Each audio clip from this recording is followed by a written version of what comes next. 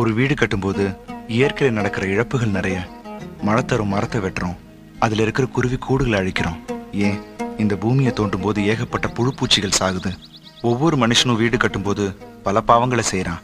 அந்த பாவங்கள் எல்லாம் மன்னிச்சு தான் கட்டப்போற புது வீடு நல்லபடியா அமைஞ்சு எல்லா ஜீவராசிகளுக்கும் அடைக்கலமா அமையணும் கடவுளே அப்படின்னு வேண்டி கேட்டுக்கிறது தான் இந்த பூஜையோட பொருள்.